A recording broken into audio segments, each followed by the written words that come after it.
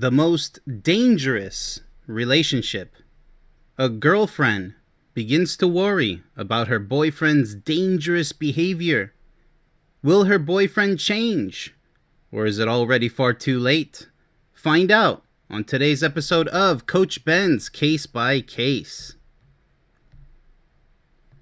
My partner and I, so she's 28, he's 27, have been together for almost 10 years. We are not married or even engaged, but we started talking about our future in marriage. In our relationship, we've had multiple ups and downs. One of the long-standing issues is my partner's anger management and how he deals with it. He grew up in an abusive household with an angry father. I also grew up in an abusive household with a father who had anger issues and a mother who was emotionally withdrawn. Okay, so right off the bat, these two are going to have quite a challenge. It's not impossible to make it work, to succeed in a lifelong relationship, but let's just see how severe the case with her boyfriend's anger issues is. Let's see if it's salvageable, shall we? For most of our relationship, I felt that I was constantly waiting for him to finish high school, college, get a job, and have everything together. I had to teach him how to communicate better, and in many ways he did get better. However, the roller coaster of emotions was getting to me. Almost every year we were arguing about something, whether it was finances, how we communicated, or last year when I almost broke up with him because I was getting panic attacks. Oh boy. From how often we were arguing. The longest we would go without fighting badly were a few months. All right, so that's just too many times. You guys are approaching that decade mark. It's not good news. I'll just say that it's almost guaranteed that arguments will inevitably happen in any lifelong relationship. It's completely normal and natural, especially these days, to run into lots of arguments. However, it's not healthy or acceptable when arguments get far too out of hand or become dangerously abusive. There's a big, thick red line that should never be crossed. And if it does get crossed, it's over. It's still up to you guys to decide, but we'll talk about that big red line a little bit later, because we have to see if this type of relationship turns into such an abusive relationship. But I mean, every few months where, going silent and everything, almost, just saying you want to break up already, it's already to an extreme. So let's go ahead and dive a little bit deeper into the case, see if there's anything here to work with on a positive note or if it's all just purely negative, okay? Things went well for us this past month, and I felt really happy. Okay, sounds good. However, last night my partner and I had a massive fight. It wasn't even that serious initially, but it escalated to a point where I said I was done and wanted to break up. Okay, so that's number 2. So I don't think you were really happy anymore. I mean, saying you're going to break up, that's just too many times. Recently, my partner got a rash on his arm that has lasted for a couple of days. He tried creams and even went to a doctor to get a prescribed medication for it. Anyway, at the start of the night, I said it looked better than the previous days I saw it. However, at the end of the night, he kept scratching it, so it looked redder. Okay. I took a picture of it for evidence or documentation to later see if it got even worse or larger. I think that's what she's trying to say here. I work as a nurse, so this was normal for me to do. Okay? Sure. I mean, I don't know if that's where the massive fight came from. Let's see if she explains that a little bit more. My partner immediately felt defensive when I did that, asking why I needed to take a picture of it. I kept saying this is really overreacting. I kept saying it was to document it. That's pretty nice of her. I said I wanted to take a picture just in case it would get bigger, but he kept asking why repeatedly. I don't know why he's embarrassed. I mean, she's just, she works as a nurse. He should be grateful and understanding. That just doesn't make any sense. That's completely irrational behavior right there. I was surprised when I saw how red it had gotten, but for my partner, when he saw my surprised face, he thought I was disgusted. Oh my goodness, such immaturity. Grow up. I'm so glad these two are not married. Seriously? Disgusted? She's a nurse. She's documenting it. I'm pretty sure she'll delete the photos later if you feel that bad about it. There's nothing wrong. It's not like she's going to post it on social media, for crying out loud, and show everybody. And became quite defensive and angry. I immediately apologized. Oh, that's pretty sad. However, from the way he was getting angry, I decided to shut down. Well, that's completely understandable. I mean, what else are you going to do? Getting extremely angry, arguing over things that should be handled with maturity and respect is a huge red flag. If it happens a few times, make sure it never happens again. It's that simple. If such high-level arguments continue, well, then the relationship will quickly become dangerously toxic and threatening the relationship for setting it up for failure. All right, let's go ahead and keep diving into this case because there's still quite a lot to go over.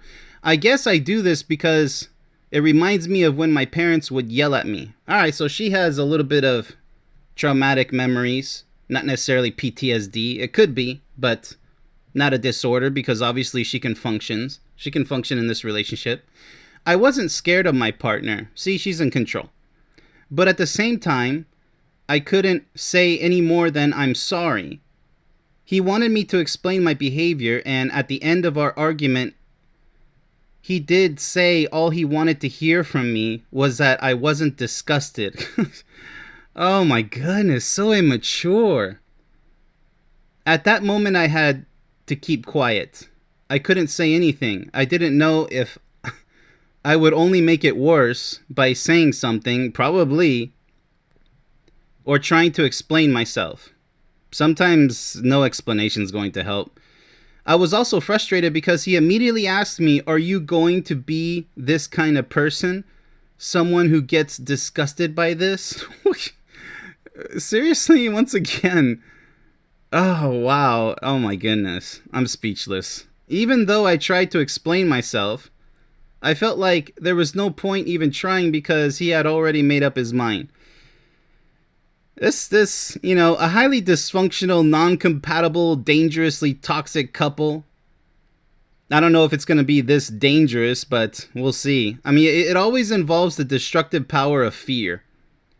It's when a toxic relationship progresses into a completely abusive, hopeless relationship, which we'll see if this case actually goes there, that thick line I was talking about earlier. Once this point of no return is crossed, like I said before, the relationship is over. So let's see if it crosses that point. It sounds like it's being set up to cross that point. Hopefully it doesn't, right? When he was driving me home, right after all of this had happened, during the ride, I was just quiet the entire time because I felt like nothing I could do would appease his anger. That's pretty sad.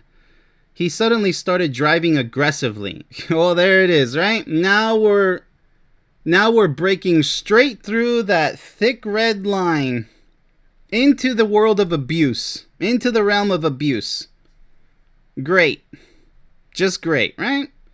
To the point where I had to hold on to the car handles. Yeah, this is sadly actually typical in these situations. Usually a male driver. Usually. I'd say 90-something% of the time. Because of the way he was turning. And this is horrible. He's putting the lives of everybody in danger, not just the two people in the car. This is extremely foolish. This is very sad. He normally does this. Oh, wow. Just when you thought it can't get any worse. and has driven like this for many years, and you're still with him? What are you doing? This is where I have to stop. What's going through your mind? What is wrong with you? Do you not see how dangerous this is?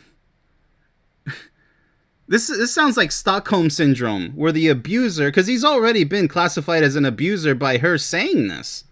He's been abusive to her for years, putting her life and his life in danger and the lives of everybody else on the road. Or maybe on the sidewalk. I mean, who knows if he's doing this around schools, or it doesn't even matter. It doesn't matter where. This is an abusive person. He's a danger to himself and to everybody. This person should have been left alone a long time ago. And should have got mental therapy a long time ago. Many years. She said many years it's been going on. Whenever he's angry, whether it was because of something I said or didn't say. Oh my goodness. So we have domestic abuse. And then we have borderline physical abuse. Because that's what's next. Let's see if this guy ever laid a hand on her, which it doesn't mean it makes it any better. Better or worse. It's already the worst it can be. I mean, yes, things can always get worse, but what I'm trying to say is that it doesn't really make a difference. This guy should have been just left alone many years ago, as she said. Because this has been happening many years. I had pleaded with him multiple times to stop, until finally I threatened him by telling him that I would leave him. Oh, once again, this is strike number 3. You're not serious about leaving him. You've been with him many years. Now you need some therapy. How could you be so gullible and foolish to stay with an abusive person? And then you're going to threaten him. Oh, I'm going to leave this time. I'm going to leave this time. I'm going to leave this time. You're not going anywhere because you're so weak. You're mentally and emotionally weak. I can't take you seriously. You both need therapy. He needs way more than you do because you're a victim and he's the abuser. But regardless, after this failed relationship, you're not going anywhere. You need to stop dating, stop seeing it. I'm glad you're not married yet. This is a failure, and you're a victim. But you're choosing to be a victim just like Stockholm Syndrome.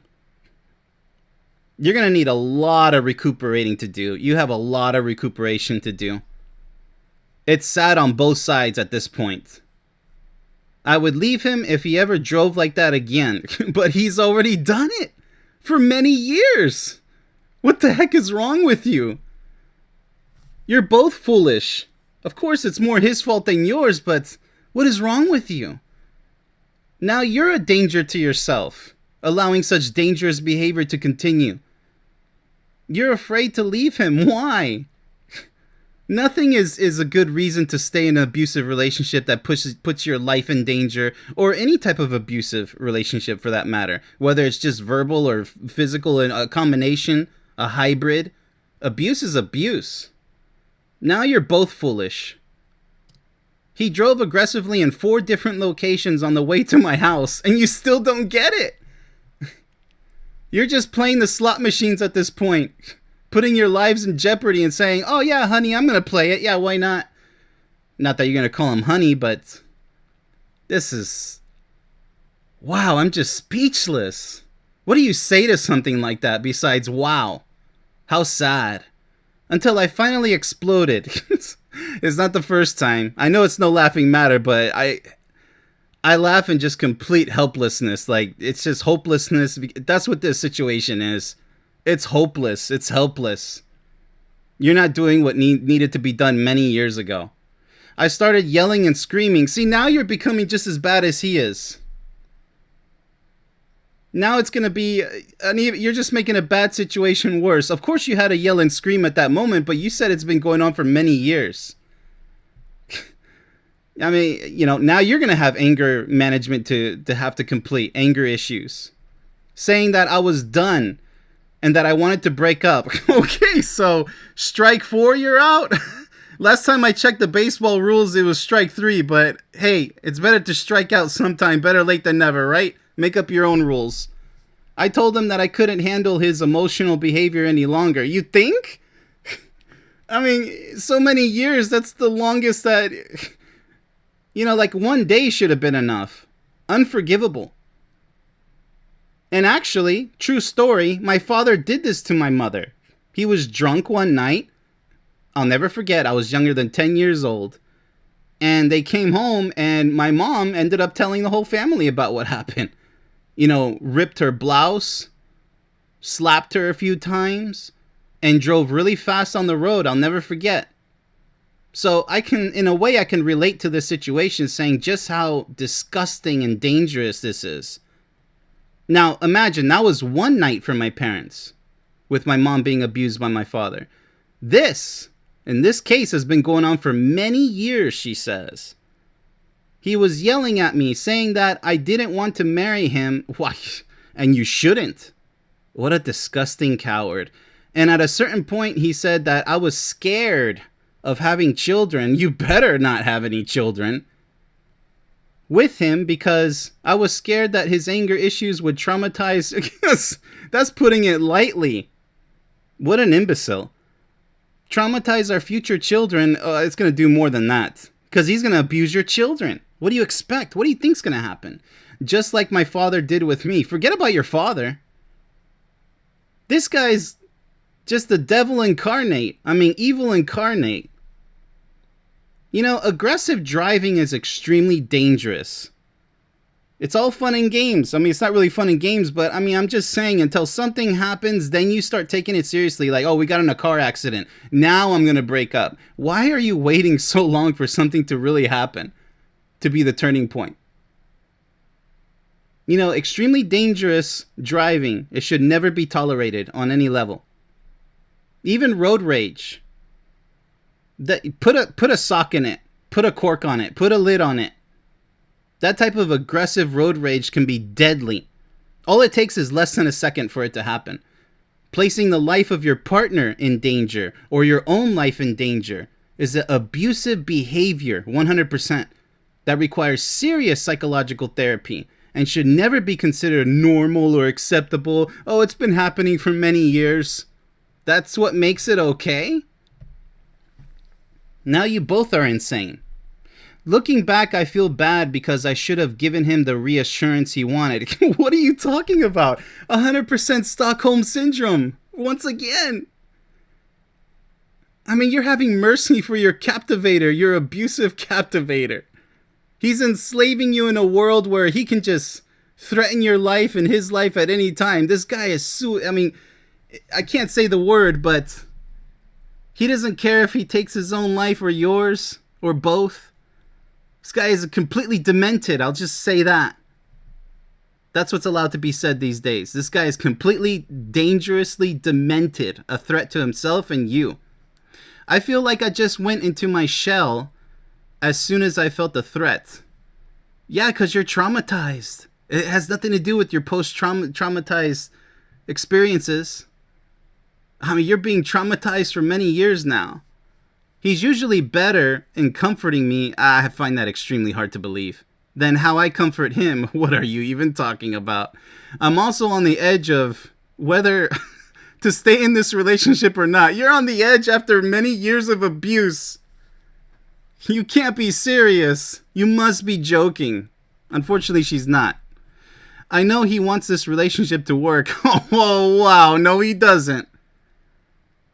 No, he doesn't.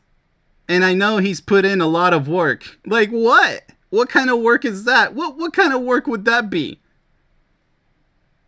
Listen, Captain Obvious. This guy doesn't love you. He is even learning how to better express his feelings. Why? By driving faster?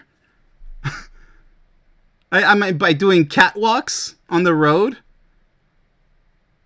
By slamming the brakes in front of some children at a school? I mean, like, how much worse does it have to get before you realize, how is he better expressing his feelings?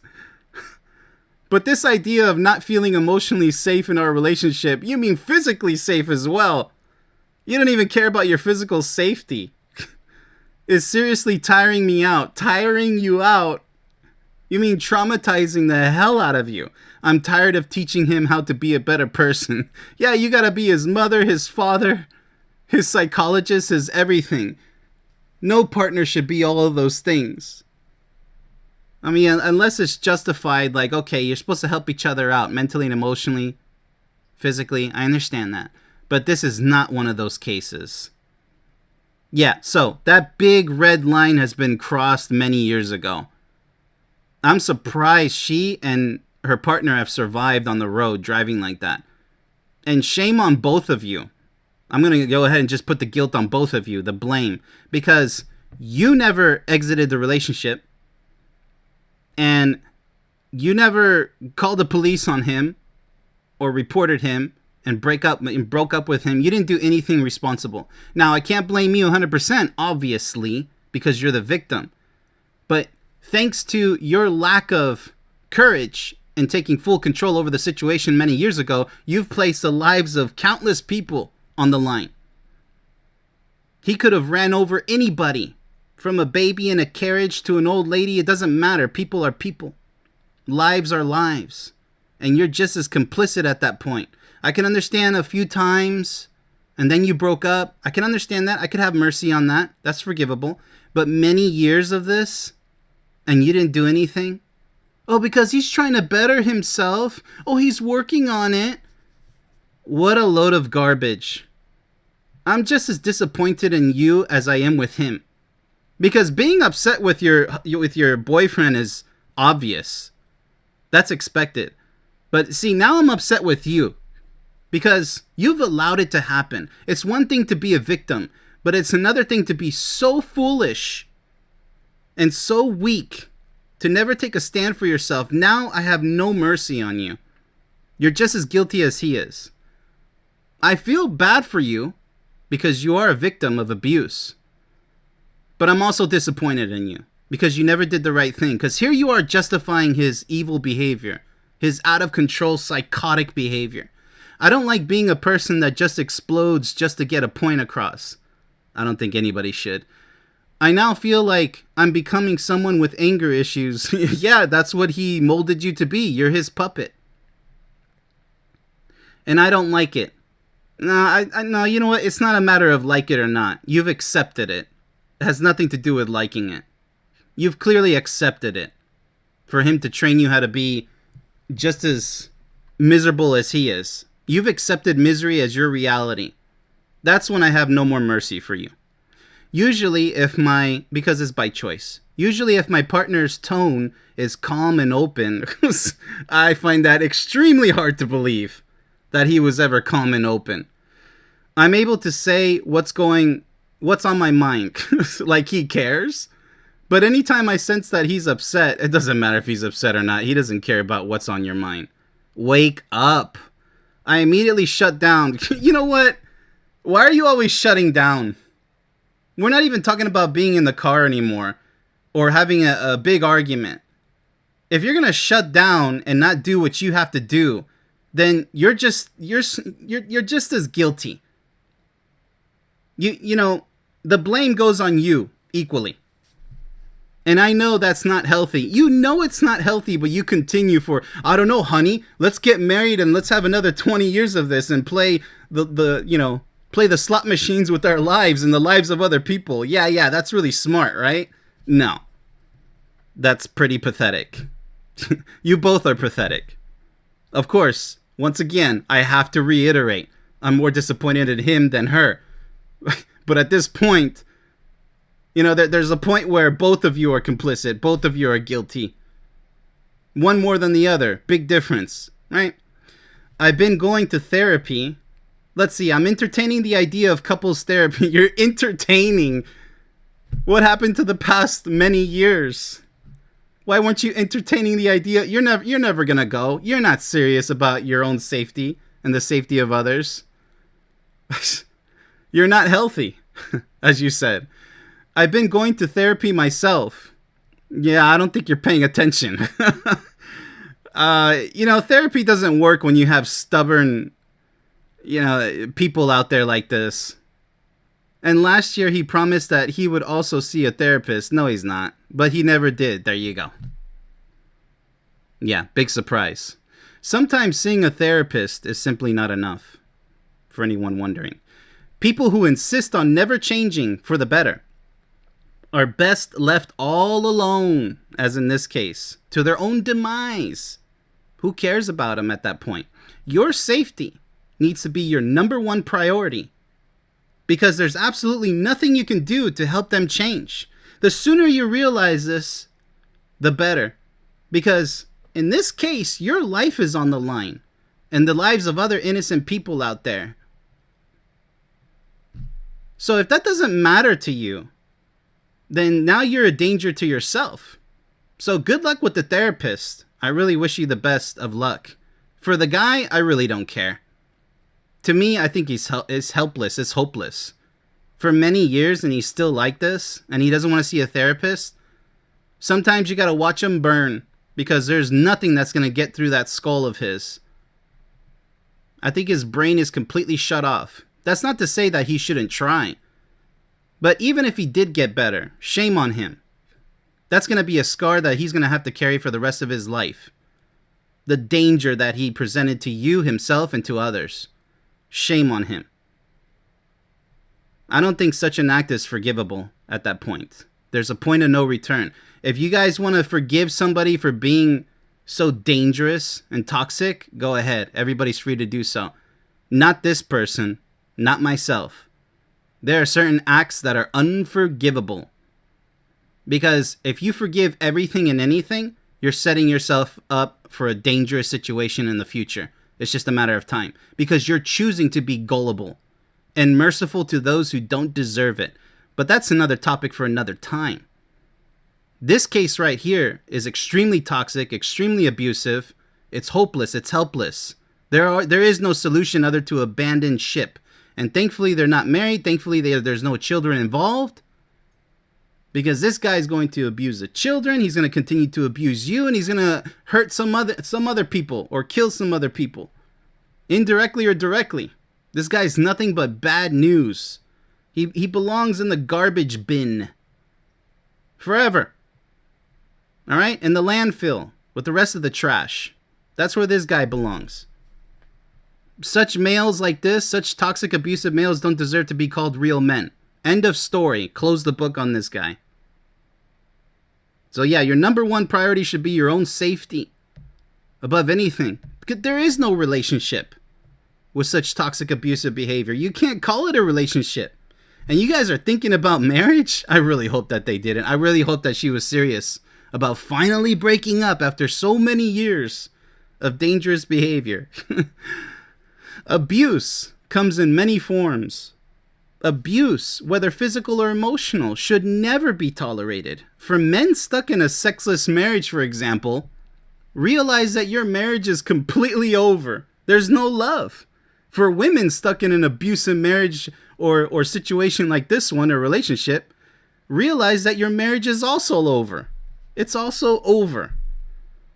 These are failed relationships. I had to bring up the sexless marriage because it's the same type of scenario. The guys are like, yeah, there's no love, but, well, yeah, wow, what a weakling. And she's a weakling in this case, too. Well, he just drives like crazy and dangerous and abusive. And for many years now, he's getting better.